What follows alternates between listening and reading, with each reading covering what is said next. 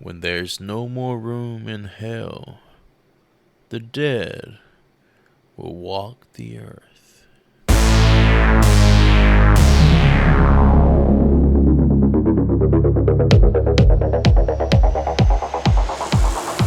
This is the Horrible Film School. Take a seat and slowly peel open those trapper keepers. I am Chris, and I am here with Professor Hootie.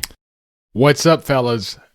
Because of the film today, remember, this podcast is an important part of our listeners' lives. Sure is. I think it's celebrating, I'm sure it's celebrating some kind of crazy anniversary. We're going back in the day today, boys. I had to knock the dust off this digital copy I watched. We are also joined by one man that can shut down the local mall Cinnabon. Professor Joy, a.k.a. Dr. Nasty. Apparently he can spend $40 in a drive-thru real easy. Yeah, that fucking robot at Bojangles gonna tell me $35. I said, bitch. I said, lock him up. I said, lock him up. Hit the road, dude. How redneck are we, man? To the people, Bojangles. To the people not from the southeastern part of America, Bojangles is a KFC. It's a KFC. No. Don't fucking. Why are the robots there? Don't demean Bojangles like that comparing to fucking KFC. KFC is shit tier. What KFC This is Elon Musk's new project, robotic chicken. Popeyes? Is that a better connection? Popeyes? Anyway, I ordered a modest meal, and That's this fucking still robot, Southeastern, I think. and this fucking robot's gonna tell me Chick-fil-A, $35. I mean, that's insane. They thought you were like 4 people in the car, probably, from the way you were telling us. I could have you went to ordered. Burger King and got a 300-piece chicken nugget for $35. Yeah, but they ain't chicken Is that nuggets. true? They are nuggets. They are nuggets, not chicken nuggets. Oh, they don't say chicken on the nuggets. They do not now. say chicken. Oh, damn.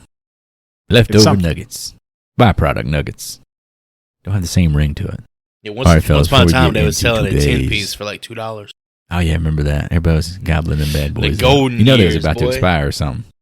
Oh, they didn't You expire. know it's bad when that shit's about They to didn't expire my mouth. All right. Let's crack some news, some horror news for you boys here. This is a movie we all kind of talked up just based on our mutual interest, but him is flopping like a damn fish on the deck. Critically and financially, I think it's at $16 million versus a $27 million budget at the moment. Ooh. Apparently, he's just it was all trailer for that movie. It's all a style, no disjointed substance. mess, is what I hear. Mess. It's crazy how like these things affect dollars now. Like people get on Metacritic and Rotten Tomatoes before they go to the movies. This shit didn't happen 20 years ago. Battlefield Earth came out. You didn't know it sucked until you went and watched it. Well, I mean, some will watch the trailer and see Travolta on makeup and maybe wonder. Yeah, right. You got. This is the guy from Face Off, right? From It's just all amazing what word of mouth can do to a movie now.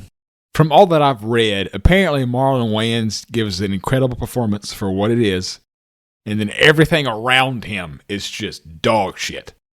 Just a turd. I think Jordan Peele is like winless as a producer at this point. I think he might be undefeated as a director, but winless as a producer. Even though I'm not the biggest fan of Us, I know a lot of people like that one.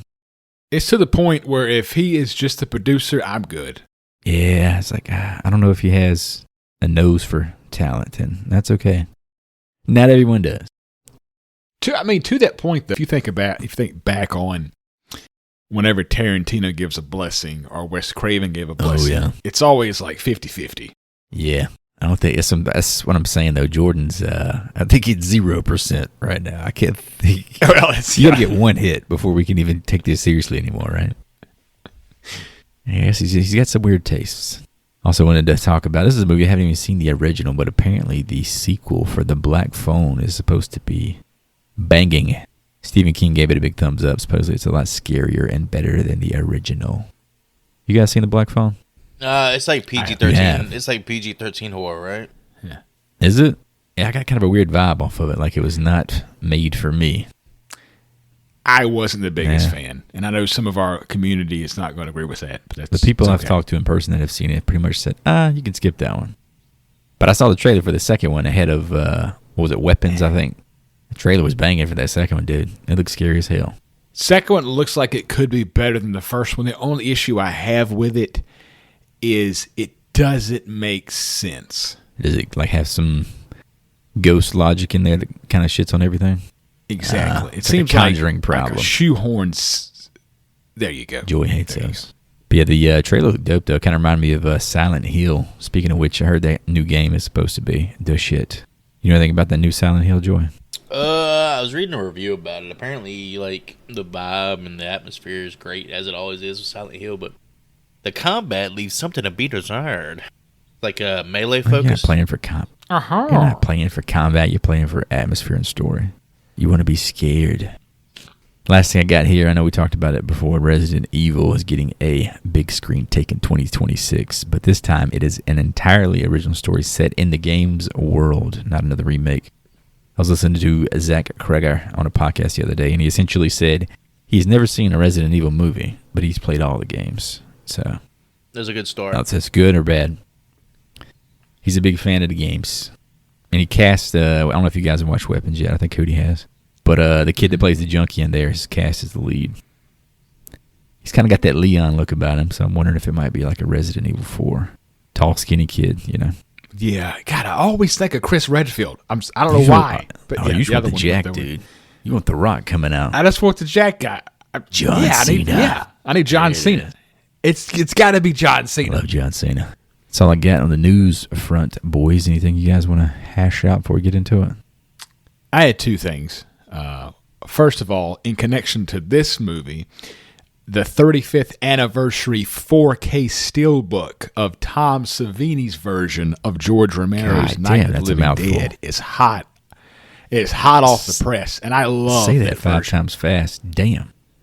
35th anniversary 4K steelbook of Tom Savini's version of the 1985 film George Romero presents George Romero's Day of the Dead. Is that right? I almost had it on. I lost it.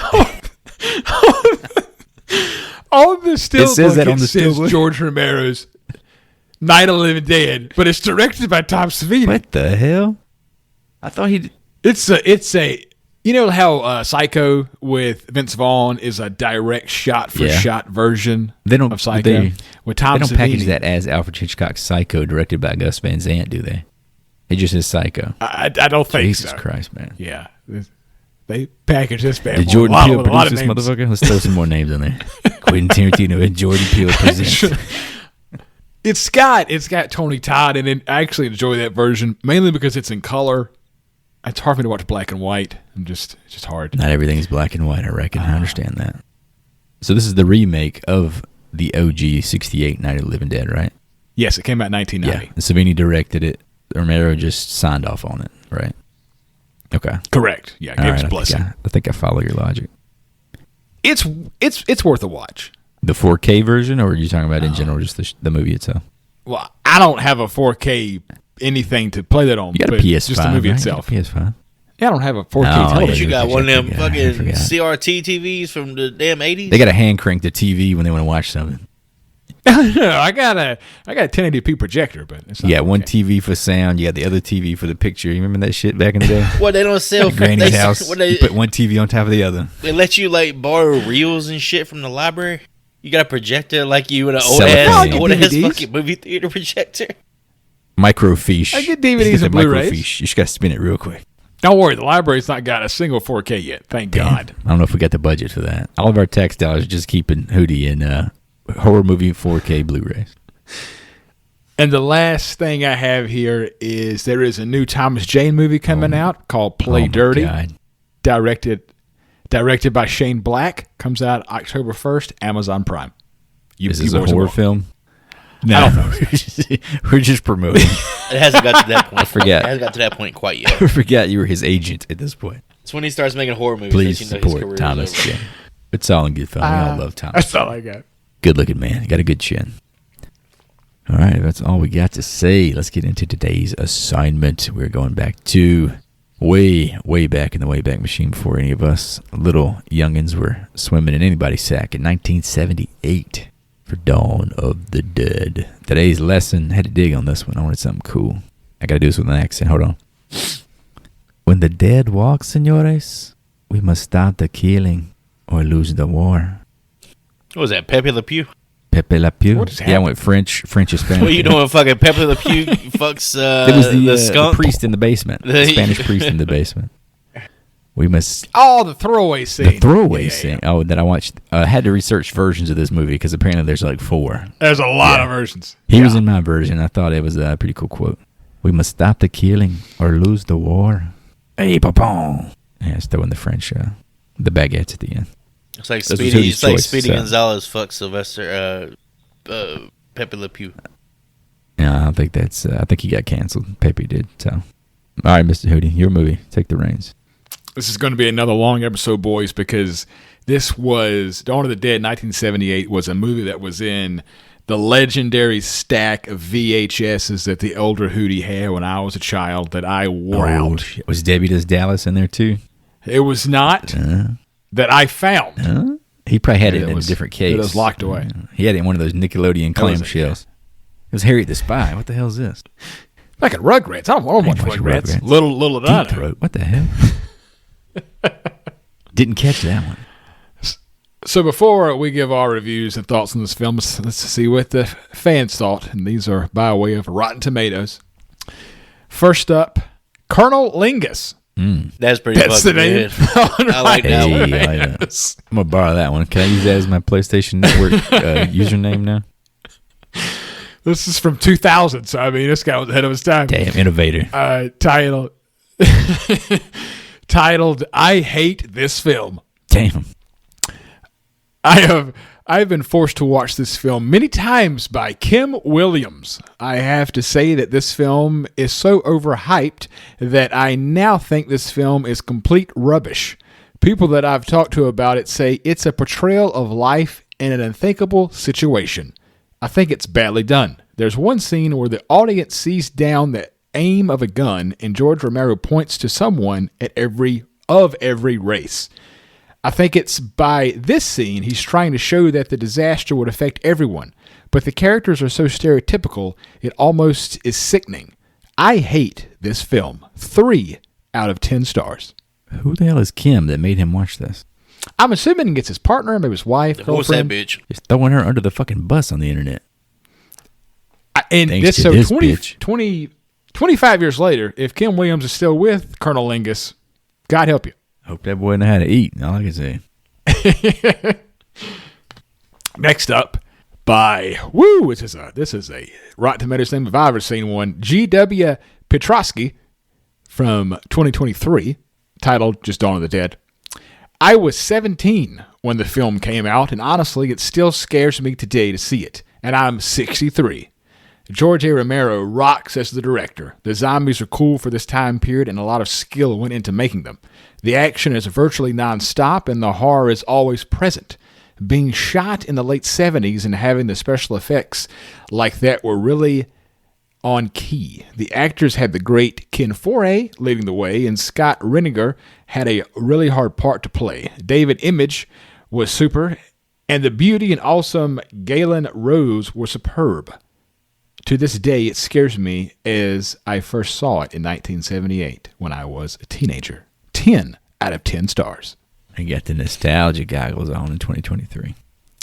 Oh, that was pretty cool. A 63-year-old man putting together Rotten Tomatoes. Yeah, so did he download the app? How the fuck did he came in 2023? He was like, you know what? It's been long enough. Someone needs to know what I think about that movie I watched in 1978. Boom. Today's the day. I always wonder how those, like, I guess it's a product of a different time period too, because we all grew up with the internet, so we had access to all these movies and shit. But you see stuff that scared you as a teenager, and if you don't necessarily like pursue every new thing that comes out, then that's the scariest thing you've ever seen. You know, curious if he keeps up with the modern horror scene. Wonder if that guy's seen Terrifier. I feel like for me, the Tim Curry version is still very effective. Yeah, this is true, especially for a TV movie. God, that's so bizarre. That was a TV movie. All right, hopping behind the scenes here, writer and director George A. Romero, who we've already visited on this podcast one time, maybe twice if you count the remake, with Day of the Dead, The Crazies, Creepshow, and Night of the Living Dead. Zombie Daddy. He's considered the godfather of the zombie genre, right? Without question. Do you think he truly loved zombies, or did he just see it like, this is my brand? That's a lot of fucking movies to make in like one very narrow niche path, you know. How many of the Dead movies did he have? Like 10? Well, let's see. He had Night, Dawn, Day, Land, Diary. I think that's it. I might be missing one somewhere in there. He had 5 or 6. It's just a lot in like I said, a very specific type of movie, I guess. For him to be considered like a master of horror, he's very niche. He's very, I guess, would you say one trick? Listen, what else is he truly known for? Creepshow? Creepshow's good. It's not great. It's probably my lack of exposure to anything else he's done, you know. It probably doesn't help this conversation either. Was it Monkey Shines? Wasn't he? I love that fucking movie. Yeah. Yeah, he's the director of that. Is that a horror comedy or is that horror? It's about that monkey. Shines shoes. That monkey. If you look at his catalog, he did Night, and then he did like Monkey Shines, and he did The Crazies, and he did a lot of movies that didn't make a lot of money. And then who's the guy who did Evil Dead 2? Not that. The Italian. De Laurentiis? Who was big? No. Argentina. Dario Argento. There you go. Argento's all over. He this approached movie. him. How do you not know who Dario Argento is, bro? Sorry, I had a brain span. We got to remember what his big contribution to this podcast has been. What is that? Suspiria. Oh, God, that's why I forgot about it's that. It's like a darkness in the light, Suspiria. Oh, shit. He approached Romero to write the script, flew him to Rome, put him up in a nice-ass suite, and like said, hey, give me Dawn of the Dead. And that's why we got Dawn of the Dead. Yeah, I got a note here about Dario Argento. He is the Italian giallo master. They said he helped finance this movie pretty much for European distribution rights. So he wanted George to make it, but he wanted to have his own European version, essentially. Dario's a big deal, man. He's probably one of the kings of foreign horror, no doubt. Didn't he make... Blood Red is his other big one, I believe. And he made some other zombie movies, too, I believe. Like City of the Dead, I think says. Maybe. I know he did Zombie, which is just this movie. Zombi. Zombie. That's what it's called in Italy. It's his version of the movie, though. He edited it himself and has a different soundtrack. Not to be confused with the Cranberry song. Zombie. I do love some cranberries. And the next person I want to call out here was special effects done by Tom Savini, who we've already talked about with Friday the 13th and Friday the 13th, the final chapter. Almost talked about him at this point to ad nauseum. Dust till dawn, baby. It makes me kind of sick to even see his ass in this movie. He's all and over what the else, place, Joey? man. The Burning. No, he was in The Burning. I did like The Burning. That was a sneaky. We've talked about this dude a lot. Corrupsy coming for your ass. Rapsy, here we are. Have you ever seen my Tommy, yes. Have you ever seen my burning shirt? You got a burning shirt? It's got the hedge trimmers on it? It's got Cropsy on the cover. It's got Jason Might Alexander's take it fat to the ass chest on there. hairs. J-Ax. He was kind of in shape in that movie. Yeah, he was kind of Wasn't buff. he like the football player or something? Yeah, he was like the jock. Yeah. Well, speaking of Savini, this is his first like real credited FX work, right? Yes. So he's responsible for the iconic blue-gray and over-the-top gag. Iconic. It's more a like unique look, man. Not just iconic, more like iconic, because he was high as fuck when he came up with that idea. It looks like shit. Oh, Tommy. So, to you boys, probably not surprised, I watched the making of Dawn of the Dead. It's like an hour and 15 minutes. Did you watch all 4 versions of the movie itself, too? I wish I could find those because I would love to watch those. In the documentary, there's 2 things that Tom Sweeney talked about that I thought was kind of cool. Was one, he didn't know how the zombies would look on color, so that's why he made them the bluish gray looking. Yeah, I encountered something like that too. Even he admits that it doesn't look great. It's not what he was going for, because I think he said he was going off of the idea of how the original shot in black and white. So we've never seen like these zombies in color before. So the way it turned out, it doesn't look good in modern high definition color. Obviously, it gives it its own like kind of gross aesthetic, I guess. But Gross. It's definitely it looks like jarring. a bunch of damn Smurfs turning into zombies, bro. It's jarring when you've lived 28 days later. Dawn of the Dead 2004. It's just jarring from someone my jarring, age. but not in a good way. I didn't grow up with this movie, you know. It's what I was about to say. So I was watching this 7, 8 years old with that stack of VHSs, And for like my childhood, all I knew was Dawn, Night, Day, Return of the Living Dead. Like those movies were slow zombies. Yeah. Yeah. So when 28 Days and the remake came out, it kind of pissed me off because in my mind, that's not how zombies work. So they like broke the rules in your mind? Is that how it was? Correct. Yeah, but I mean, to the same degree, Zack Snyder's zombies are also fucking terrifying because they run so fast. There's no escape. So it's an interesting debate here. But I mean, if you're going to credit this man as the creator of zombie cinema, then you can't really shit on the process that got us there, you know? Yeah. And the second thing from the documentary that Tom talked about was he was a combat photographer in Vietnam. And when he went into this movie with Romero, he said if he made a prop or any kind of scene that required some just grotesque stuff to happen, if it didn't make him squirm, it wasn't going to work for the film. Yeah, I'm sure he saw some terrible shit over there in the early 70s. Coming up with the budget here. Budget was $650,000, which everybody talked about in this documentary. That was a lot of money back then. Yeah, I was reading that too. I was like, is this a lot? This seems like not a lot, even for the late 70s. Yeah, I didn't get it. Yeah. But it made $66 million worldwide.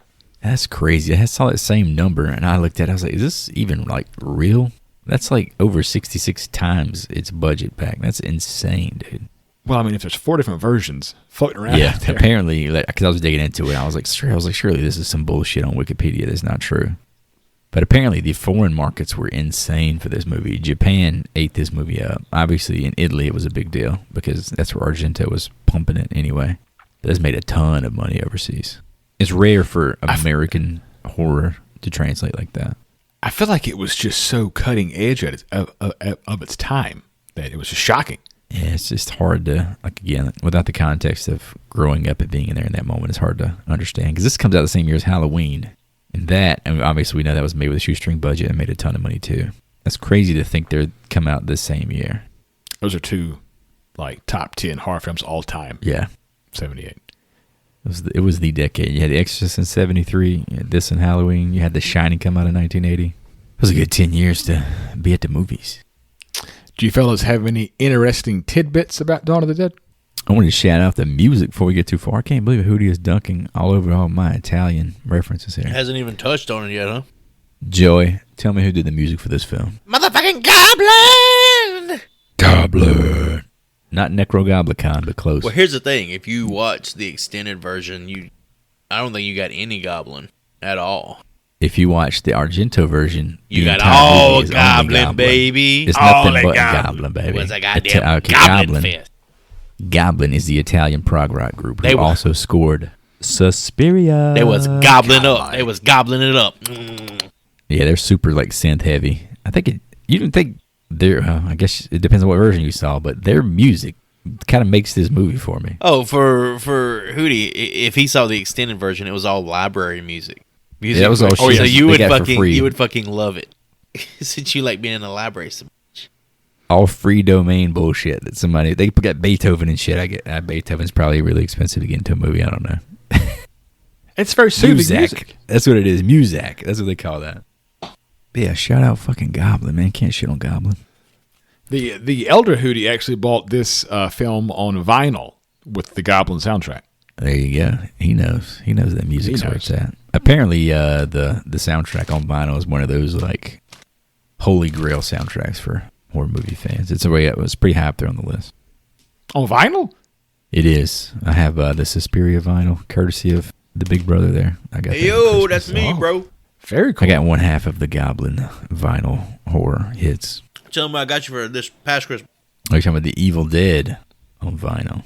Soundtrack for that bad boy. Mondo puts out some pretty cool shit, man. I bet that's cool.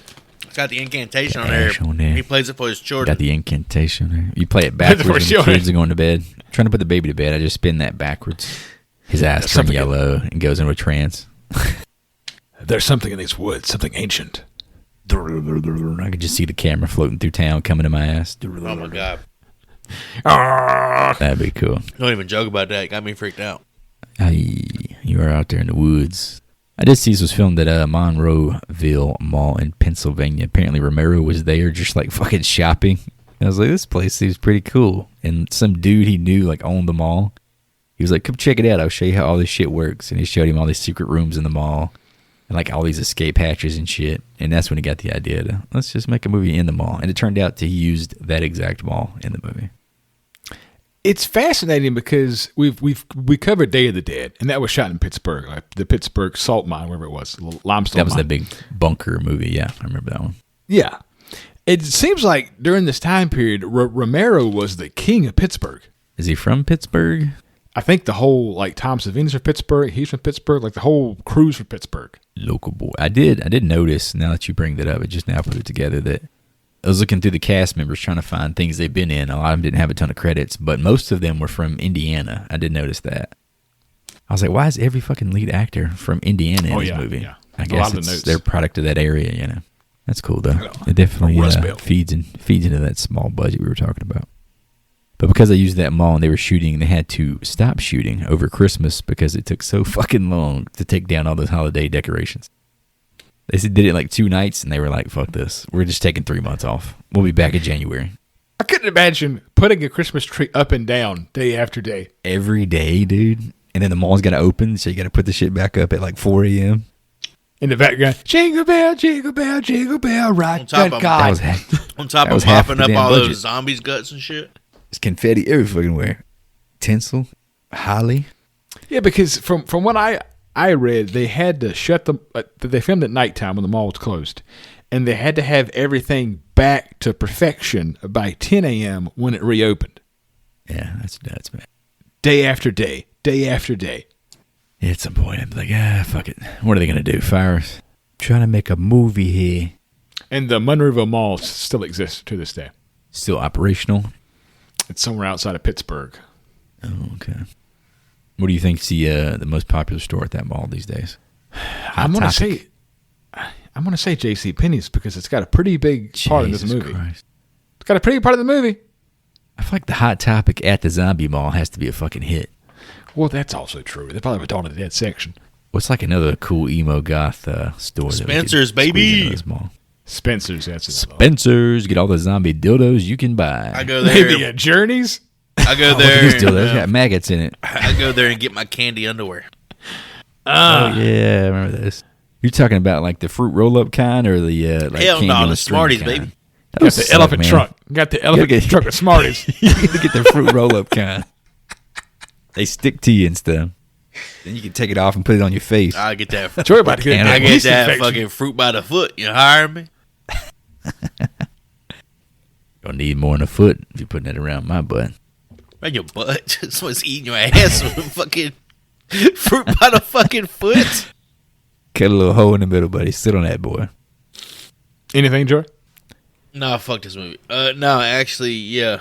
The biker gang we eventually see in the movie around like the third act was primarily composed of real life members of the local chapter of the Pagan Motorcycle. Pagans. I remember Pagan watching. Motorcycle Club. I remember watching this show on Spike TV. You guys remember Spike TV? Oh yeah. We talk about I motorcycle. think Spike still exists. The Man Show. Yeah, the man show. 1,000 Ways to Die. Deadliest Warrior. The motherfuckers be fighting each other and shit. Like They had TNA wrestling. would a medieval knight beat a fucking samurai? Those type of shows. Loved them. But I think they had one on there where they talked about the pagans and pretty tough hombres. They had Pros versus Joes. That was a great show. Sorry. This just turned into a Spike TV review. And I guess it's kind of like a spoiler thing, but the original ending consisted of one character committing suicide and the other surviving character sticking their head in the blades of a helicopter. I did come across that too. It's pretty neat, right? If only it ended that way. I kind of might. I think obviously we're going to get there, but the ending, how it worked, doesn't make sense to me until you know that ending. Oh, I was hoping they'd go full blown Thomas Jane. Yeah, I can see that. Give me the mist, baby. Oh, you get back to that depressing ass shit. Oh yeah. Joey wanted brains on the wall. Damn. I was thinking about what you were just saying about the chopper blades taken to the the pregnancy into account. I didn't even think about that. You Jesus spoiler alert, Christ. I didn't talk about who it was. God almighty, Chris, what are you doing? Spoiler Jesus alert. Christ, man. That would be dark as hell. It's a dude he's talking about is pregnant. Yeah, that's right. It's Arnold some Arnold Schwarzenegger. Schwarzenegger fucking Danny DeVito shit. Wait, is that twins or Junior? Junior. Twins is their I'm brother. pretty sure this year. Twins, yeah, they're obviously twins in that movie, you fucking idiot. And we just covered Maximum Overdrive. So, talking about the pagan bikers, that scene where they're doing circles in the mall, I'm like, I feel like we just watched this with semi-trucks. Tom, so hop off the bike. They'll keep going by themselves. I had two things here. One was the MPP had threatened to impose the dreaded X rating on this film if Romero didn't make cuts. Romero did not want to cut the film, and he was adamant against the X rating due to its stigma of hardcore pornography. In the end, Romero was able to persuade his distributors to release the film with no rating, although on all advertising and trailers, there was a disclaimer that, in effect, read that while there was no explicit sex in the film, the movie was so violent in nature that no one under the age of 17 would be admitted. Oh, that makes sense now. I know we tagged that at the end of the trailer that we watched. Like, why are they calling out that there's no intercourse in this movie? But that was to combat the X rating. Ah, nice. It's a very weird call history. Though. Yeah, it's super awkward to read that in 2025 at the end of a trailer. Like, oh, okay, you're trying to get me to not watch this? No one will be making love here. This film has no sex. Okay, shit. You just go ahead and skip this trailer. I'm done. What else you got? Is this a wholesome picture then? And the last thing I had was the living quarters where the four heroes shack up was not located inside the mall. It was a set built at George Romero's then production company, the Latin Emge, located in Pittsburgh. The elevator shaft was located there as well. Yeah, that makes sense. Practically, yeah. Obviously, it was a pain in the ass to shoot on location at this mall, so...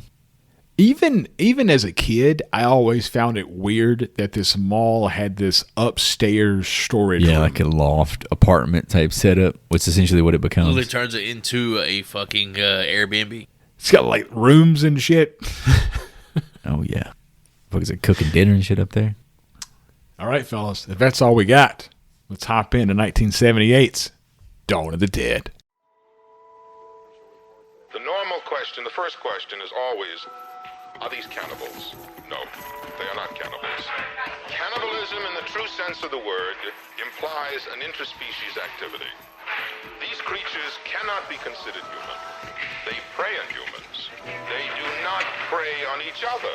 That's the difference. They attack and they feed only on warm human flesh.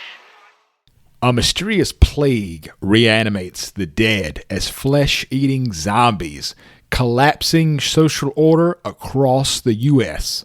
At WGON-TV in Philadelphia, reporter Stephen and his pregnant girlfriend Fran plan to steal a helicopter to escape. During this whole scene, everything's chaos. Everybody's freaking the fuck out, trying to figure out what's going on exactly. But in the midst of all this, there's a talk show going on where this guy's interviewing, I guess like a scientist or a doctor. Guy with the eye patch. But boy, the guy who was not the guy with the eye patch, is some other dude. The dude who's the actual talk show host. I swear, when it first showed his side profile, I thought that shit was Lionel Richie. Oh, I can see that. He had the mustache, just like fucking Lionel Richie, man. Yeah, that's funny. But this is, how many times have we seen this in the first 10 minutes of a horror movie in the past 30 or 40 years? That's the thing, though. This is 78. Before 78, how many times had you seen it? It's wild to think about it. I was trying to, because we just covered, 28 Days Later recently. It's like watching Batman's mom get gunned down again in an alley. You know, and like, I've seen this so many times. Fucking chaos. But I did like the being in the newsroom when it was going down. And some of like the thing, like the dialogue is actually happening is not necessarily at you on camera. It's more like in the background while our characters are, what are we going to do next? Let's go here, meet me at 8 o'clock, whatever. But I wanted to like actually listen to the people doing the debates. I thought they actually had some pretty juicy content in there. Especially the guy with the fucking eye patch. I wanted to just watch his whole fucking talk show. You love the eye patch guy. I couldn't tell if he was like an Alex Jones or if he was like a very like logical, sensical person. But I was like, this dude needs a fucking podcast. I was on board, man. I was ready to sign up for his Patreon. Seeing this movie as a kid, it was fascinating to just see how society would react during a zombie apocalypse. Yeah, they were surprisingly organized, I guess. That's what this movie is honestly about. It's not really about the zombies themselves. It's actually about the people, how they survive during the outbreak. Because you don't have to run. It's like you have time to think. I guess that's what's unique kind of about this version of the zombies is you don't really have to worry about always being on the go like we've seen with 28 Days Later. I keep referencing that movie, but you kind of just have to think like, okay, how am I going to survive now? Yeah, you actually have time to process this. You know, I feel like a lot of zombie movies fall into that trap of trying to figure out how do you escape, how do you get away, right, how do you get ahead of it. Whereas with this movie, they kind of settle into, you know, how do we make the best of the situation? We're in a good spot, and how do we thrive? Yeah. And, of course, that's going to tie into the whole message of the movie later on, right? I'm sure we'll talk about it. But it's interesting. It gives you more food for thought than I expected, considering it's something I've been exposed to before. But once I put that piece together that, okay, you don't really have to run, so it's like you just got to kind of figure out how to live your life now. It's good stuff to chew on. This is the new norm. Yeah, this is normal. It's like going through a pandemic or some shit again, you know? Like, what do we do now? Why are we all obsessed with screens all of a sudden again? And with this scene, we have met 2 of our 4 main characters. First up, Fran, played by Gaylen Ross, who was in Creepshow, and then a bunch of theater work until a film in 2025 called Queens of the Dead. She cashed in. She waited a long time to cash that chip, but good for her. Hopefully she got paid more than like $10K for that. That was her first acting job. And would you like to know the synopsis of Queens of the Dead? Queens of the Dead. I'm going to let Joy take a stab at this one. Joy, what's Queens of the Dead about? Queens of the Dead. It's about a zombie outbreak by George A. Romero over in the UK, where the Queen of England actually becomes a fucking zombie. The head of the zombies? Yeah. I actually like that. I like that idea. I like where your head's at. The royal family are infected. That's a much better film. Okay. This film, drag queens and club kids battle zombies craving brains during a zombie outbreak at their drag show in Brooklyn. Abomination. So this is 2025? It's 2025, yeah. That sounds like some AI slop right there, if I'm being honest. It doesn't sound great. Just give me a wild-ass location for this generic-ass movie. Next up is Steven, a.k.a. Flyboy, played by David Emge, and he was in Basket Case 2? But he worked as a chef in the same restaurant that Scott H. I'm going to butcher this one. Scott H. Reiniger. I'm glad you attempted before I did. Worked as a waiter. Reiniger. These two worked in the same restaurant, were discovered by Romero at the same time. Working together, huh? Yeah. Slinging burgers. I could not find anything these guys did between the two of them. You're talking about Raja, Mr. Scott there. What's the last name? Reiniger. I'm going to say Reiniger. Oh, is it now? Roger. Scott was in Night Riders and 2004's Dawn of the Dead. Was Night Riders a porno? Night Riders was an odd movie, I believe starring Ed Harris, where he was like a knight on a motorcycle. Like a medieval knight? Yeah, but it's like a modern day. It's like Leonardo DiCaprio's Romeo and Juliet, like a modern take on a classic I love that movie. tale. It's so bad, but it's good. Oh, that Leguizamo. John Leguizamo, baby. Tybalt. The cat. Meow. I remember Jamie Kennedy fucking screaming in that movie. Do you bite your thumb at me? Such a good. I think surprisingly, Flyboy is he's the only one who's passed on of the main cast. He passed away in 2024, 77 years old. R.I.P. Flyboy. Rest in peace. I hope he's flying up there. Me too. Fly high. I had a really weird tidbit about Scott. Yeah, he's been in a lot of stuff. Or again, Roger. I'm not going to try his last name. He is the Prince of Gwar, an ancient province of Afghanistan.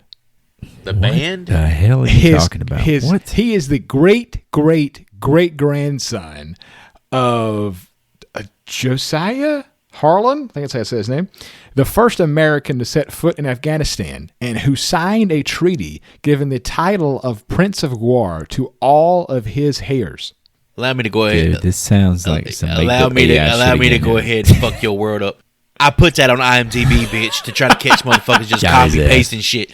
You're fucking done. Got it. Found out. It. Thumbs down. I looked into it. It's legit. I watched a documentary on it. No, don't worry. That's the most random ass fact I've heard all day. Do with that. I wonder if he ever drops that on somebody at the club. Do with that what you will. Apparently, he runs a very profitable, well, he claims profitable, life coaching company in L.A.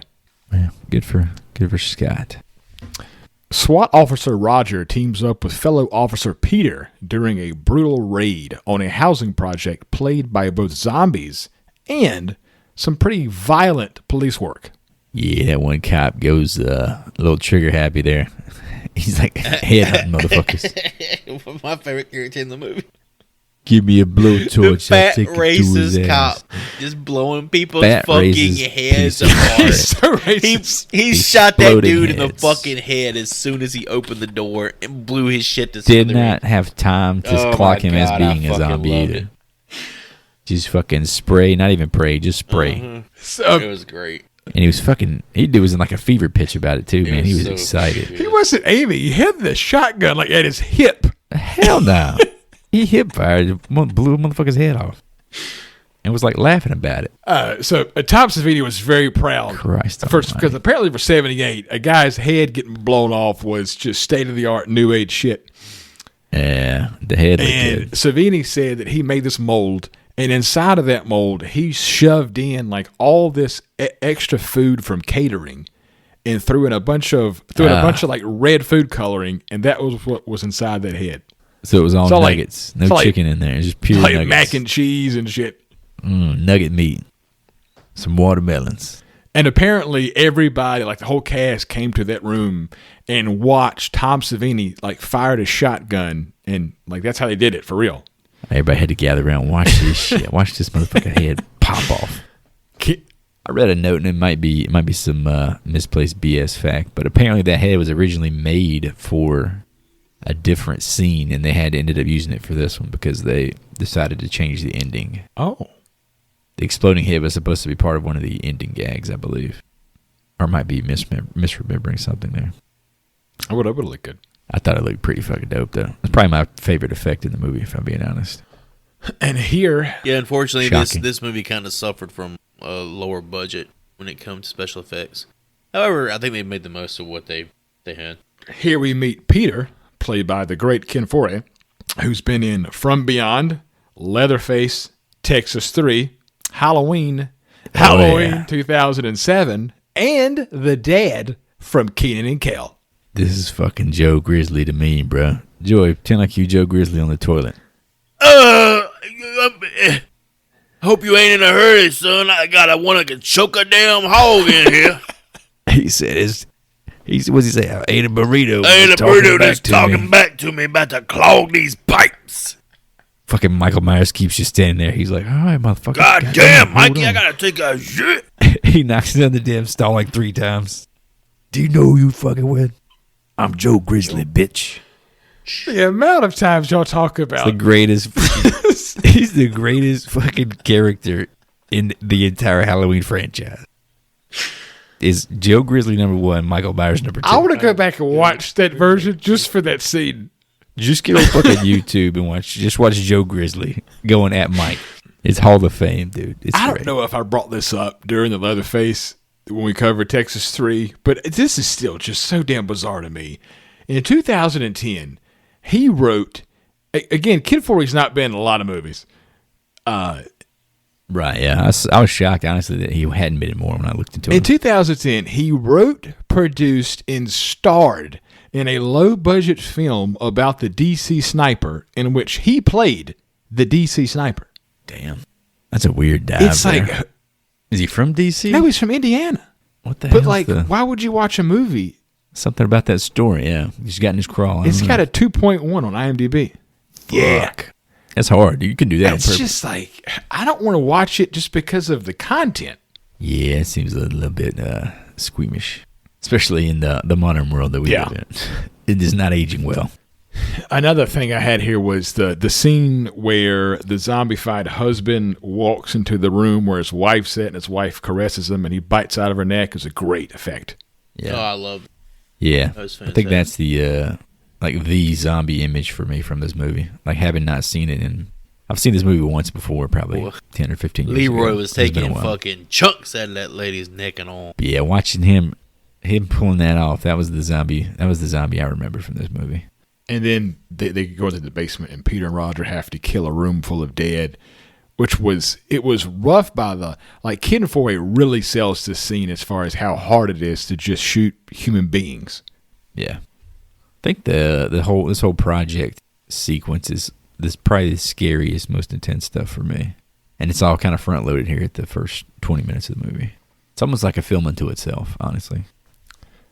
Roger and Peter join Steven and Fran, and the group escapes the city in the stolen news chopper. What did you guys think about the confrontation between the survivors at this point, the group of 4 and the police station bandits that are raiding the police station? We're supposed to believe that Roger and Steven or Fran know each other, right? That's why they're there. Oh no, Roger and Steven, they know each other. They're friends from before. Flyboy and Roger, yeah, old buddies. I think he even tells Peter at one point, like, "Oh, I got a buddy who got a plan to get out of town." But how the movie plays out, that it never comes across that Steven and Roger, they don't seem like friends, right? Yeah, they seem like it was just like a oh yeah, I know that one guy that he's a friend of a friend of a friend thing. The camaraderie, the bromance, is definitely between the two SWAT officers, obviously. Them boys spent a whole lot of time back to back. You damn right. Any hole works in a foxhole, you know what I'm saying? And what is, to your point, Joey, what is the chances that they just let Peter onto their chopper? Sight unseen. Because Flyboy is like a cocky asshole. I didn't say that. I'm just saying it's obviously... I mean, you pointed out the one guy that, you know. We can't deny that that's part of the story kind of here. Fucked up. It's the 70s. It's kind of fucked up, bro. You need to He's the one that doesn't know anybody on the chopper besides Roger. I mean, knows Roger. Yeah. Roger's pretty important. He's a smooth talker, too. I think Peter's definitely like the voice of the movie. Fran asked his ass. They're talking about, like, who you leaving behind. Like, you got family out there. And Peter says brothers. She says, those real brothers are street brothers. Jesus Christ, Fran. Asking the question that was on all our minds that we all are too afraid to ask. Throw that bitch into the chopper blades right then and there. We had so before we get any further, what versions did you guys watch? I watched the extended and the theatrical. You watched both? Yeah. I watched the theatrical because apparently that's the one Romero says is the version. It's 2 hours and 7 minutes long. You have to be very specific about your run times here. This is one of the few movies I have on hard copy, not from the library. I might have my own copy, and it is the theatrical version. Okay, so you saw the same version. See, I want to watch. Extended is like another 20 minutes. No, it's like 9 minutes. 9 minutes, okay. Yeah. So I don't even some of the scenes you're referring to right now. I don't know if I even saw. Yeah. The Dario Argento version is the only one I didn't see. Shorter. I kind of wish I had watched that one though, because it's supposed to like cuts off the campiness, all the fucking humor. I'm just curious how it would turn out without all that. It's just pure horror with the cooler soundtrack. Because I don't remember a police station being raided. Neither. I don't recall that. That was in the extended. Okay. It's when they're all like getting together, and those guys are like, I'm gonna go on a boat. We're gonna go to an island. And they're like, oh, we're gonna fly in a helicopter and just try to find somewhere. Oh yeah, and they say. That's it. And they say, what island? I don't know. What's good. I'm going to fly down the river and see what I find out. Oh, shit. Okay. And as they're flying away in this chopper, this is some beautiful shots of just like the sweeping countryside of Pennsylvania to where you see these just rednecks and hillbillies and military personnel just basically having a field day, drinking beers. Having a fucking good time. Killing zombies. That's what I'm saying, dude. This is a totally different version of what the zombie apocalypse does to people here. It's it brings out who you really are, it seems like. Some motherfuckers might really be looking forward to this end of the world. I was like, damn, it's kind of right. When you're not that afraid, you can kind of do what you want. The rules kind of go out the way. Boy, I could see that scene playing out down here, and I fucking love it. Oh. Shit, you'd be dead in a fucking minute, bro. Got that AR, baby. I got you fall asleep on a damn treadmill and get get your asshole ate out. I'm just picturing Joey being Jim Reiniger in 28 Weeks Later, just helping out people, running around, pushing cars. Fucking sniping people and shit. Dying for the calls. Duck kid. Yeah. Don't remind me of that movie. He was the best part of the movie. And to that point earlier about how George Romero was just, for some reason, implanted in Pittsburgh. The National Guard that you see in these scenes is the real National Guard. Apparently, Romero had a buddy in the military, called him up and said, hey, can I get you and your vehicles for a weekend? And they said, sure. Come shoot at some hapless fuckers in the field. I felt bad for some of these zombies, dude. That one fucking guy in the field is literally just sitting there. This guy just fucking poop, just hits him. He goes, I'm like, fuck. That dude was just chilling. He's not even attacking anybody. They hammer home, when they stop to fill up for gas, they hammer home the fact that Flyboy can't shoot for shit. Yeah, that dude just shits his pants. They cuck him. Every time he tries to shoot something, they cuck his ass. Fucking Peter has to pretty much puts his dick in his face. He literally runs up to him at one point, smacks his fucking gun up in the air. Me, motherfucker. He pretty much put his schlong in his mouth at that point, right in front of everybody. Point that fucking gun at me again, bitch. It don't feel good, does it? And it was weird, the shot he was trying to take. It was from like, the way it's framed is super awkward because it's like not from that far away. And he's shooting everything but the zombie. Did he do anything wrong? Yeah. The group discovers a shopping mall and decide to stay, blocking entrances with trucks and securing a safe room. Roger is bitten while going back for his bag in one of the trucks. Oh, Raj. I feel like this part in here in the middle, like you kind of just went over there quickly. That feels like a damn hour of this movie. Oh, it's the meat and potatoes. It's just me. It's the meat and potatoes. They're like literally dicking around for the longest time in this ball. It definitely, like, the pace gets kind of weird here for me. They're eating so many boxes of Spam during this. Oh yeah, period. You're talking about like you don't Spam. Like the pace in here. I actually enjoyed. I wouldn't even call it a slowdown. It's just more of like an overview of how life would be trapped in a mall in a zombie apocalypse. I mean, like I said, I kind of get it on a second viewing, but I'm just so programmed to a zombie movie needs something chasing something at all times. It's almost like you don't get that here. You don't get that for the rest of the movie. Yeah, but it reminds me of the grocery store scene with 28 Days Later. Just yeah, that kind of stands out as being a weird scene in that movie, right?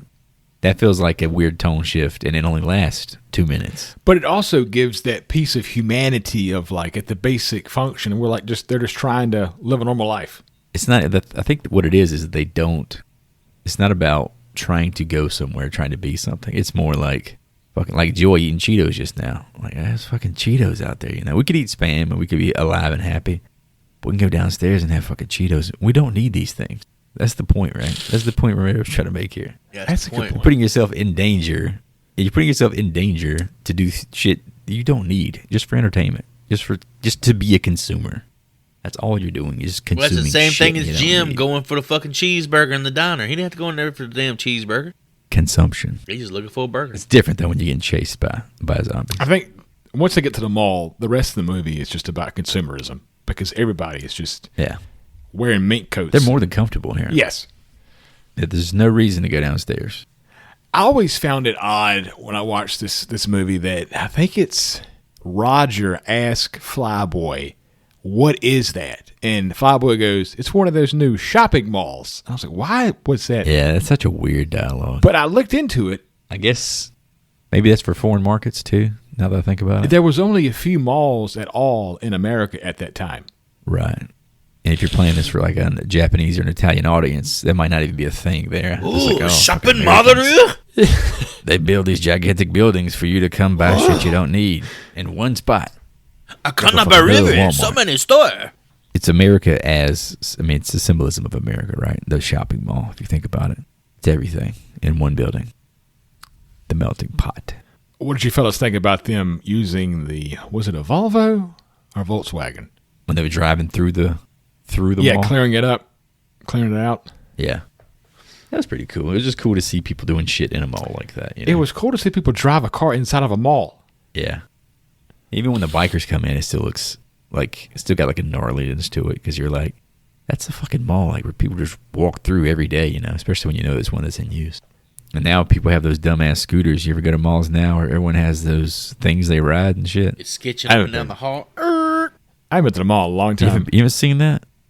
There's like these, it's like from a merry-go-round that kids, like adults, just ride on all around the mall now.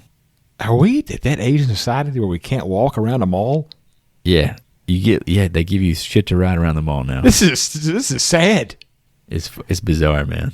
Wow, okay. I need to go to y'all's mall. It's like $5 you can rent one of these fuckers for the I just day. want to see it. What did y'all think about them, the whole idea of one clearing the mall out, which is obviously the correct move, but then taking semi-trucks, not to be confused with Maximum Overdrive, and blocking entrances to the mall? Mack trucks, baby. So what was the logic there? Was to keep more zombies from coming in, right? From putting all their weight on the doors and like knocking the doors open.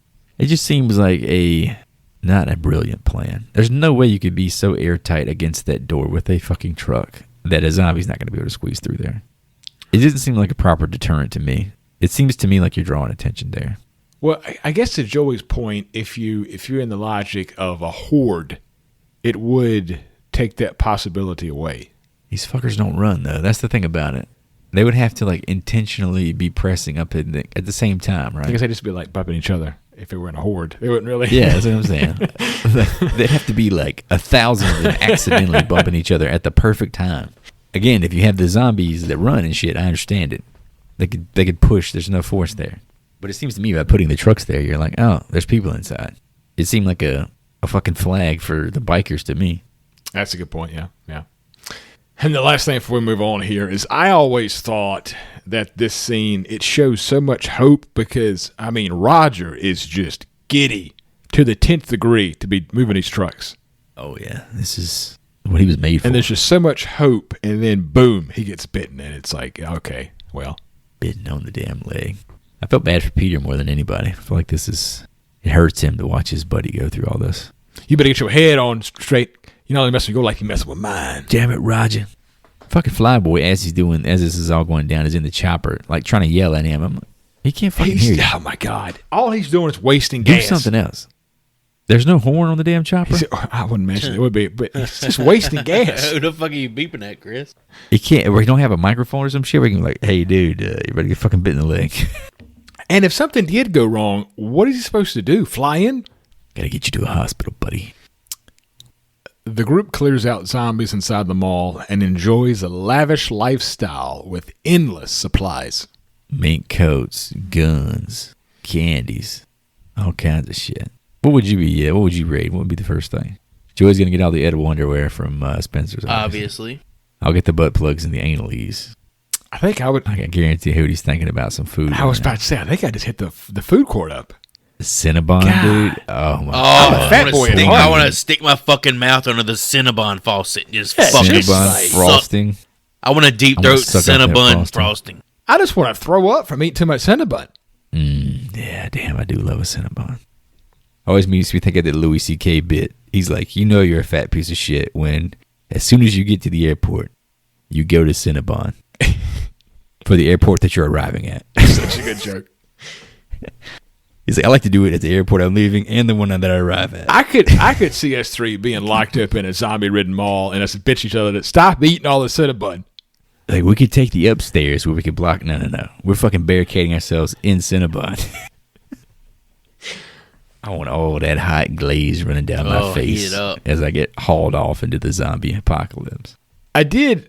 So at this point, we've kind of bumped up against the gore. You got something else, Hootie? Go ahead. Well, I was just going to make a comment about you brought up the gun store. Oh, yeah, that gun store. They say, like, we'll be back later, right? It's kind of a weird setup. I found it weird that a mall would have a gun. I've been at a few malls myself. Oh yeah, it's very fucking weird. A mall has a gun store. Yeah, I don't know if that was a product of Pennsylvania or what's going on. It's so weird. In fact, this mall doesn't have a gun store. They had to go off-site to an actual gun store. Or gun broker. So is that not normal? They just looked up and went to the right mall here in this world? No, they. I guess in this world, within the stores, they probably have gun stores right next to fucking schools and shit too. Gun store, liquor store, gun store, liquor store. But I was gonna say we've kind of seen like how the gore is gonna work at this point. It's got like almost that cartoon red color. We got the blue gray zombies. So how do you really feel about this? I know Joy is leaning towards it being kind of goofy. Well, here's the thing. I didn't like the makeup, but Romero wanted to make more of a comic book style. Did he though? That's my question here. I think he's been quoted as saying that. Oh, he says it a lot. So, I understand this. So he's good with like the fluorescent colored blood and shit, and I guess he's fine with the. But Savini seemed like he was not good with it. That's why I'm kind of confused. Well, because it's conflicting ideas. He wanted something more realistic. I'm sure. Something Savini more like Friday the 13th. Well, when that's your job, you're the effects guy. You want your effects to be cutting edge. You don't want them to look. You don't want them like to be a detriment Batman to the film. TV show. Right. He feels that they are. But Romero leans into it. Is that what we're thinking? I think Romero likes it. Yeah, you see this in comparison to Night of the Living Dead.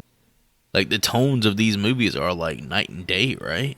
Yeah, the black and white. This is much more of like a goofy fucking comical take on it. Which is weird for me. I don't know.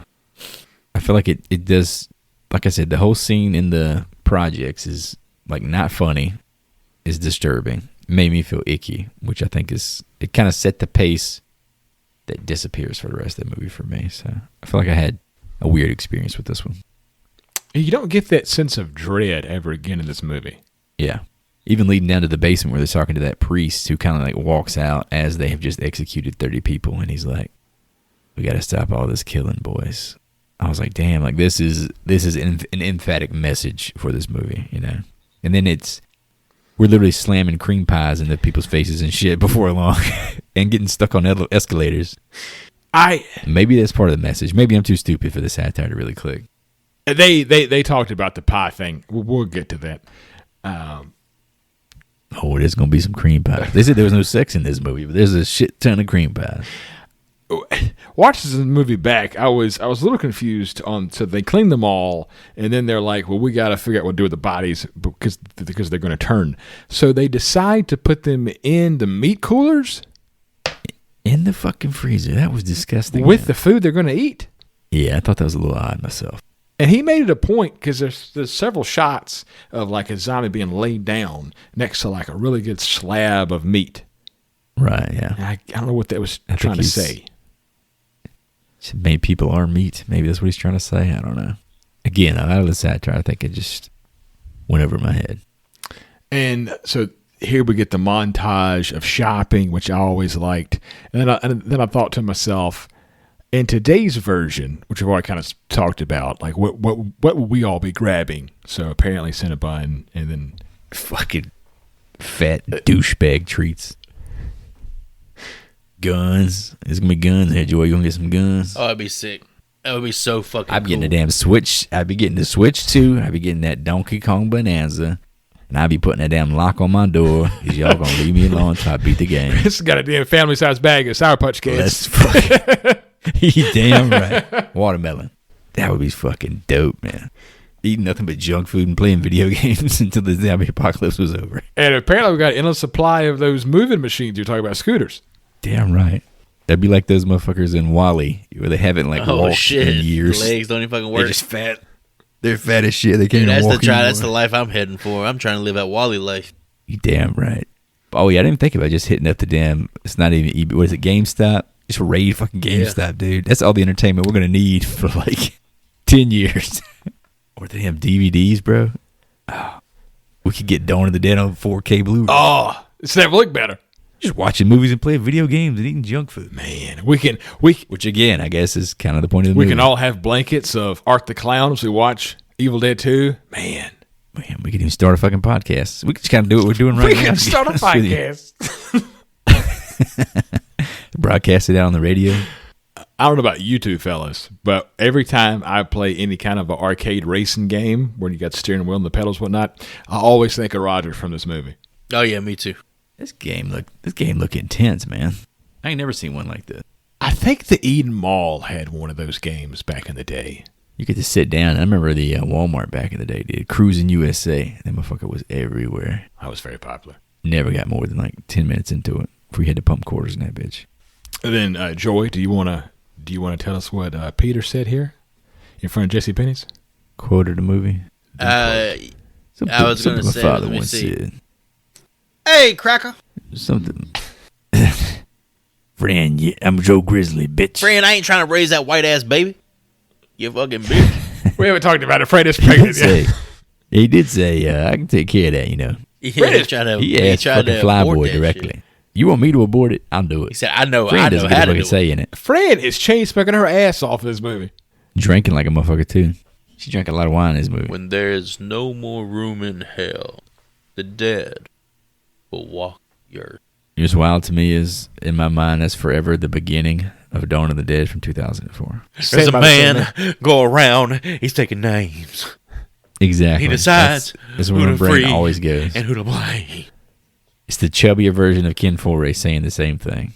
Like, I'm like, damn it. Chubbier, balder, Sorry, older. man. I just saw that first. I just saw that one first.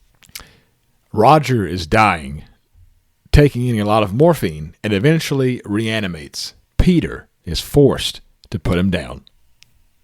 Bromance over. I got a little misty-eyed here. You got a little upset here? There really is Roger. great cinematography watching like the deceased Roger rising up from the bed.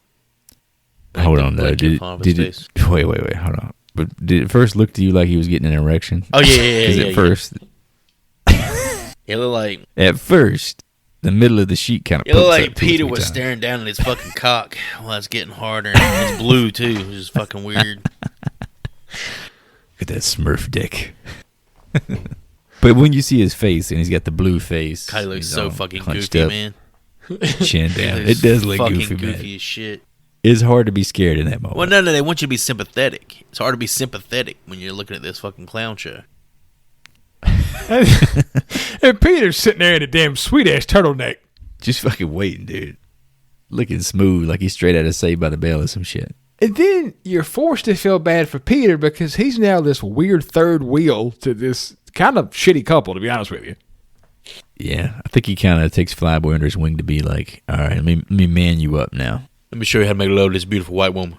I'm just singing over here while you make the love. And then they get all night long, all night. And then they make him like some kind of pseudo butler, bringing him wine and cheese and shit. Oh yeah, that was one of those scenes that jumped up. I'm like, what the fuck is Peter doing here? That scene. He's like, no, this is for you guys. I'm like, Peter, don't do this. Yes, you the coolest motherfucker here. He's the coolest guy here. Go ahead and cuck this motherfucker right here in front of him, right here on the dinner table. How about you tell Flyboy to go get some cigarettes and be back in 10? Let me tell you what Joe Grizzly would fucking do right now. He'd be all up in somebody's ass. As months pass, emergency broadcasts cease, hinting at a total government collapse. Fran learns to fly the helicopter. She did it. Girl power, baby. Okay, I have a tidbit here that really pisses me off. Don't tell me you think it's unbelievable here. We've established that when they first stop for gas, Flyboy goes, this is almost empty. There's very little gas here. Yeah. And then they fly the chopper around during the truck scene for no reason.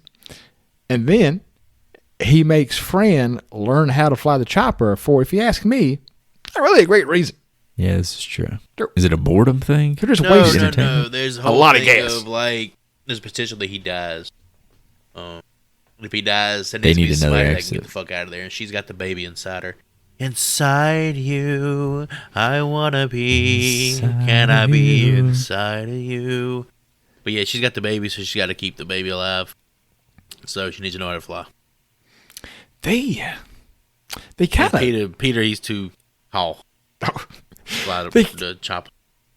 They kind Peter's of too busy, man. put away the fact that she's pregnant almost immediately. It's never really talked about again.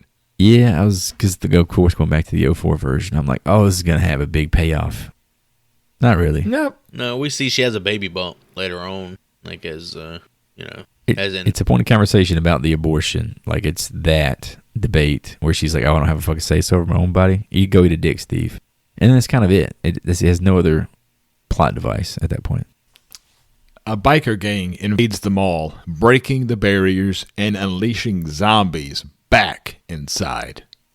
A biker gang led by Tom Savini. Tommy boy in the house. So these dudes are obviously like symbolizing humanity, right? Eventually, we always revert back to the same old bullshit. We just break things because that's who we are. And yet again, we just stupid. If the dead don't get you, human greed will, I think is one of Romero's quotes. To Joey's point, you got something I want, I'm coming to get it. To Joey's point, Romero knew somebody. He knew the biker gang, called him up. Hey, come drive around the mall. Hey, y'all pieces of shit. You can come represent the stupidity that human beings are all about. They're fucking playing with the zombies, just recklessly killing them and shit. No regard for themselves. Here's where we get your classic pie in the face scene. Fucking cream pies everywhere. At this point, I'm like, going back to the original reviewer who said he'd seen this when he was a teenager or whatever. You saw this shit go down and you think this is the scariest thing you've ever seen? Well, I think it's what happens next. He's making a joke. He's making a joke out of the situation. Okay. Or is it a commentary to where you get so comfortable in a situation to where you want a cream pie apparently somebody and that you take your foot off the gas and then you see what happens? Oh, so we're not afraid of the things that could really hurt us because we're so wrapped up in our comforts. It's kind of like our pizza pies, our ice cream, our internet, our television. It's kind of, we're not worried about kind of like the fucking tiger down the road. The two dudes who did the tiger show, and one of them got killed by a tiger. Yeah, fair enough. But still, I think this, in a horror movie, that's over 2 hours long, having this much of it lean into comedy, it's a tough sell for a modern audience. I think the pie scene really got to you boys. The fucking pie. You got any notes on the pie? Tell me something I don't know about those pies. They didn't look like very good pies. I'm a big fan of pie. I'll take pie over cake any day of the week. I don't care what anybody got to say about that. It was a hangover from the original movie. I think they were joking about ways to dispatch of a zombie, and somebody said like hit him in the face with a pie. Pie him in the face because they won't have the intelligence to wipe it off. From that, like they can't see going forward. I don't think they were serious about it, but I mean, slapping it out there. It kind of helps demonstrate that the biker gang didn't really take this whole situation very seriously. Yeah, they just like children on the playground, just fucking about. The one dude keeps trying to get his heartbeat checked in the little heartbeat machine. Yeah, that was odd. What the fuck, like that? That was so weird. Exactly. That's another one of those confusing ass things. I'm like, is this a joke at this point? This dude literally knows he's going to die if he does it again, and he does it again. He wanted to know what his heartbeat was. I gotta know what it feels like when I die, I guess. Dude, I think it'd be so cool to be a part of a raider biker gang during a zombie apocalypse. You're like an army, I think is how Flyboy essentially calls it out. They're their own organized army. It's an eclectic group because there's like hardcore bikers, there's like normal dressed white women, there's people some regular looking dudes. In sombreros. Quite a gang. Steven foolishly attacks the looters, gets shot, and is devoured by zombies. His reanimated body leads the undead to the survivors' hideout. So the zombie biker feast, man, it has some pretty great practical effects, like especially like the gut tearing. All the guts. I recently watched this documentary on YouTube called Orozco, the Embalmer. And it's literally like it shows you the work of an embalmer in Colombia. What the fuck? How do you stumble upon something like this? Somebody kind of sick ass algorithm are you in? Wanted to watch it with them, so we watched it together. Oh, Jesus! Yeah, Christ. It was very graphic, insanely that's graphic, some morbid shit. Very, very interesting, but very fucking gross. But yeah, it kind of holds up watching the guts being tore out in this movie too. Apparently, those were real pig intestines that they had gotten from the local butcher and cleansed and then put inside the cleansed by like a like a priest or something. No, like cleansed in like a bathtub. No, Because Savini talks about it in the documentary about if you go back and really look at the guts, they're like super clean looking.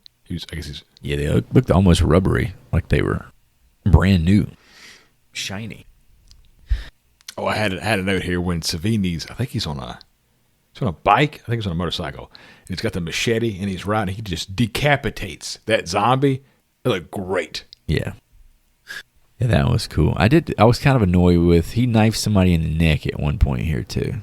And I don't know if it's the sound design, but something about the way that it's shot just got under my skin.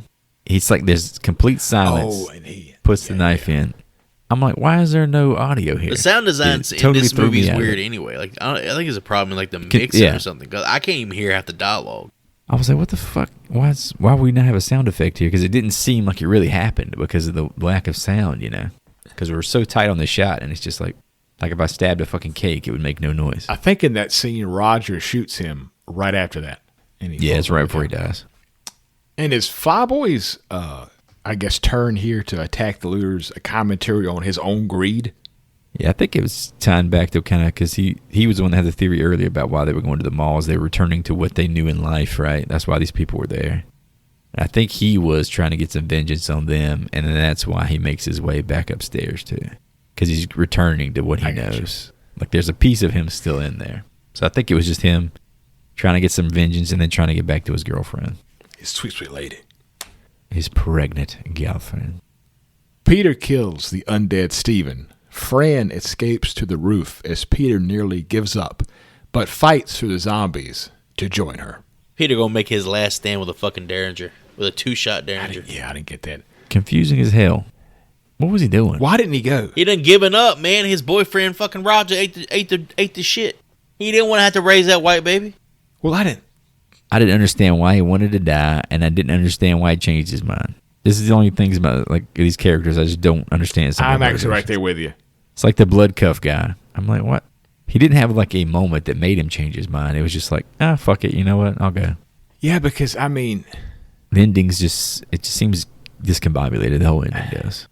I guess he's in that room, and I have to say it. The black zombie opens the door, and maybe he like sees himself as that zombie. It's like one of those. Just don't let me turn into one of those fucking things. Like Roger said, don't let me become one of those things.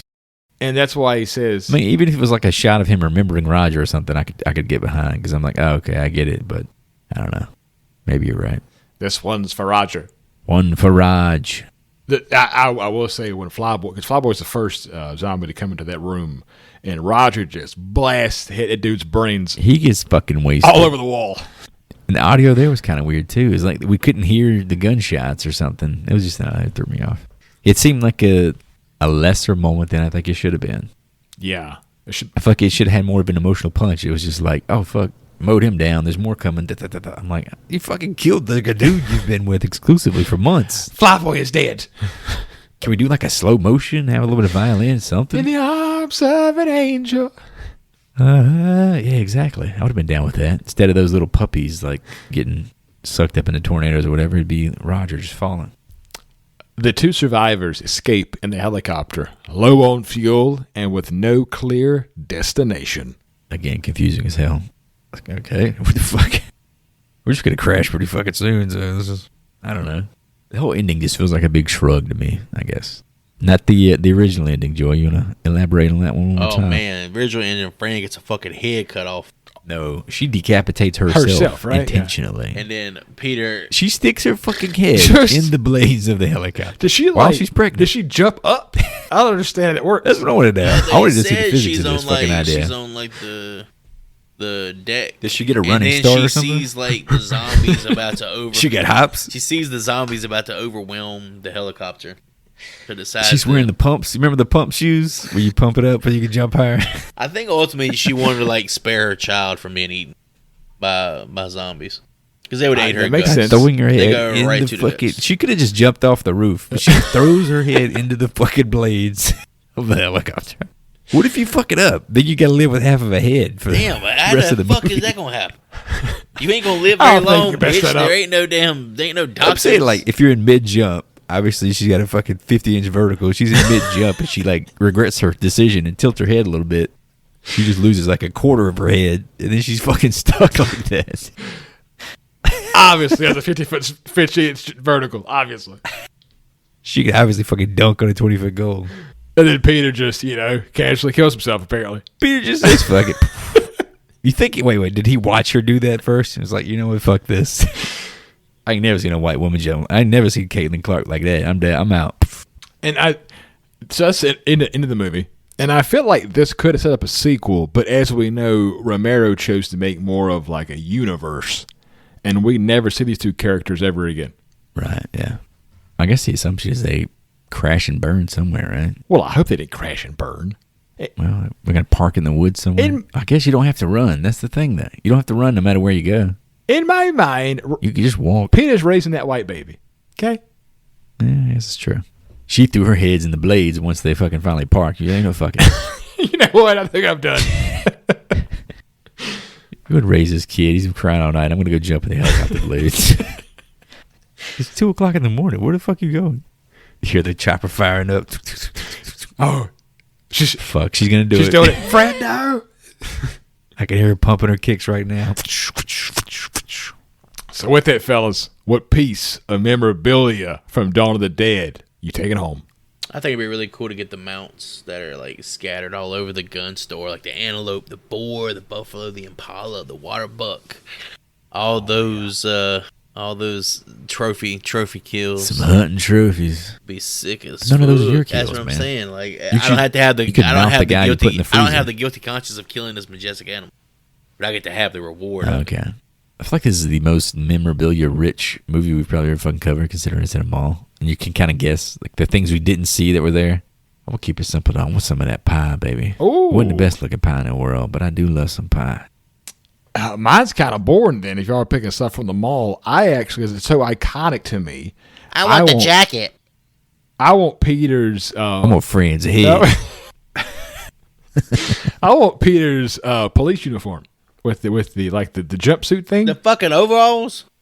No, it was the SWAT team shit. It was like a flight suit. It had like weird like zippers. Motherfucker, like he worked at damn Tire Max or some shit.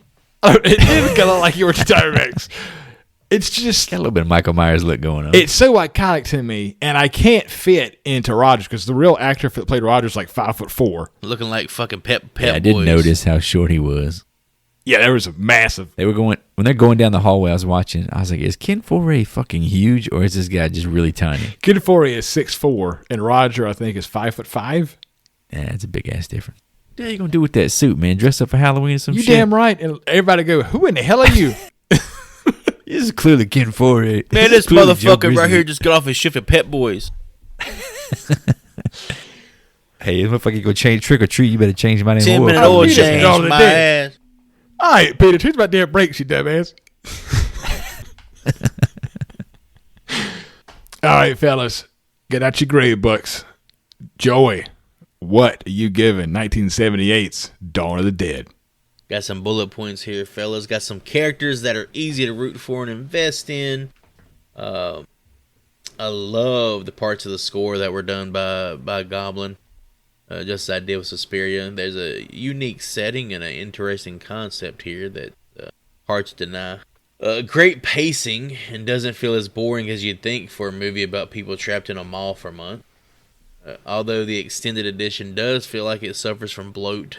It's one of those rare cases where I would recommend sticking to the theatrical release. A prime example of less is more. Love the special effects for the most part, although you can tell they were on a low budget, but was not a big fan of the base zombie makeup. I understand they were going for a gray tone to keep the original, but it came off blue and it looked fucking goofy. Outside of that, the sound department for me kind of drops the ball personally. I find it hard to hear some of the dialogue over the sound effects and music, but it could just be like a me issue. But it does sound like there's something up with the mixing. But yeah, it could just be my old man ears. Who knows? But with all that said, still a quality film. I considered one of Romero's best, and that alone makes it worth a watch. So let's hit it with a B. All right, I take over here. Dawn of the Dead is obviously a classic. Considered the zombie movie as far as Romero's canon is concerned. He nails the mall as America metaphor here, and the zombie effects have a goofy, kind of gross charm about them. But the movie does drag a little hard there in the middle for me. Social commentary sharp. A lot of it kind of tricky to take with a 2025 sensibility, but I definitely think this is a smarter movie than I probably given it credit for on first watch. The gore is a lot of fun, even though, like Joey was saying, some of the sound work kind of takes away from some of the moments that I think could have been even more effective than they were. The pacing here kind of just makes it feel like two different movies fighting for control for me. It is very important, obviously, in horror history. There's no doubt about that. But it does feel a little bit more homeworky than I wanted it to on this watch. With all that being said, you can't deny it for what it is. This one grades out as a B- for Mr. Romero in my class. Okay, fellas. Well, I see why I picked this movie now. Up your alley, as they say. George Romero's Dawn of the Dead is a horror classic that, for me, belongs on the Mount Rushmore of all-time horror films. I understand that not everyone enjoys zombie films, much less slow zombie films. However, if you grew up on this type of zombie, then it's all that we knew. On top of that, Romero had an incredible skill of crafting stories around the living dead while bringing in a piece of humanity and realism. The actors he chose were never A-listers and mostly didn't go on to have large careers or any at all. But the same can be said for most of the Evil Dead franchise, of course, minus Bruce Campbell. Dawn of the Dead captures something in 1978 that only grew stronger as the years went on: commercialism and America's infatuation with it. I could go on for days about how much I love and adore Dawn of the Dead. If you have not watched this version, do me this favor and check it out. I give this film an A. A on Mount Rushmore. I hear you, bud. Well, folks, we are going to recap our audience score guesses for that there film, Dawn of the Dead, presented by Mr. Hootie. So, that being said, he was not participating in the game. Joseph and I tried to guess within 5 points. If we were correct, we get to choose watch next. If not, we don't. Joey guessed this would be a 74% on Rotten Tomatoes. I said an 82%, and the actual audience score is a mother flipping 90% on Rotten Tomatoes. People love it. Score. Wah, wah, wah. We shit the bed on this one. I'm still kind of shocked it's that high. Definitely a movie whose reputation supersedes it. So it looks like we're going back to the random wheel to decide what will be, I guess, looks like a mid-October film for us boys. Let's hope so. We get something in the pocket, as it were. So let's spin this random wheel and see what we will be watching next.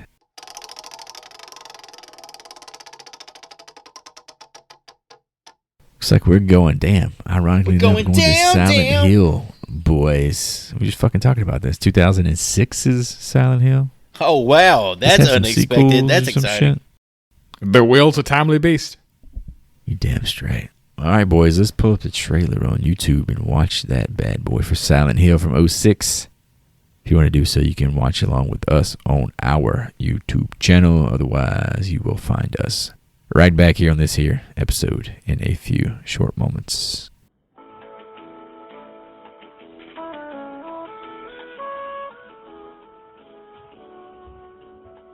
All right, boys, that there was the trailer for Silent Hill from 2006.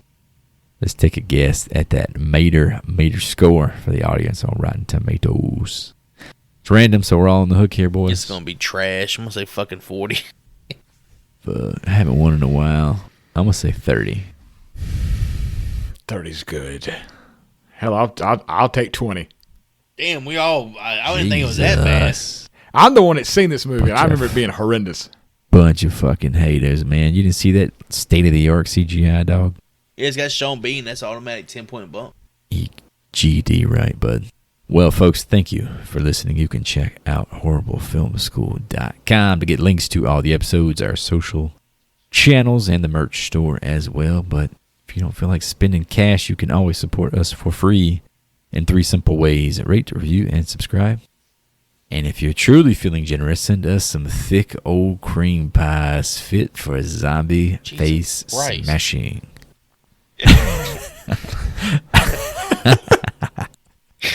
Fucking hell. I am going to be sending love and support to women learning how to fly. You go get it, mama. As always, if you're hearing our voices, spread the love, spread the campaign. That is the Horrible Film School, and I get to go back to the hill, Silent Hill, that is, and I'm out. Thanks for all the likes, the subs, the listens, the follows, the downloads. We really appreciate you guys and guys' support. Well, your time and attention. Be sure to join us next time when we venture to the lonely, dark, mysterious world. 2006's Silent Hill. Last dismissed.